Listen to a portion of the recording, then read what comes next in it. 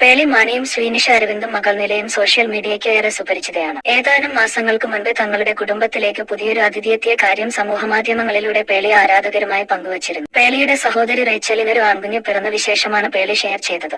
Rain എന്നാണ് കുഞ്ഞിന് പേര് നൽകിയതെന്നും പേളി മറ്റൊരു കുറിപ്പിലൂടെ വ്യക്തമാക്കിയിരുന്നു. ഇപ്പോൾ റേച്ചലിന്റെ മകനായ കുഞ്ഞ് റെയിനിന്റെ മാമോദീസ ചിത്രങ്ങൾ ഷെയർ ചെയ്യുകയാണ് പേളി. ഫോട്ടോഗ്രാഫറായ റൂബന് ബി തോമസാണ് റേച്ചലിന്റെ ഭർത്താവ്. സഹോദരി എന്നതിനേക്കാൾ പേളിയുടെ അടുത്ത സുഹൃത്ത് കൂടിയാണ് റേച്ചൽ. കുഞ്ഞനിയൻ റെയിനിനെ ആദ്യമായി കണ്ട നിലയുടെ അമ്പരപ്പിനെയും സന്തോഷത്തെയുമെല്ലാം കുറിച്ച് പേളി പങ്കുവച്ച കുറിപ്പുമേറെ ശ്രദ്ധ നേടിയിരുന്നു.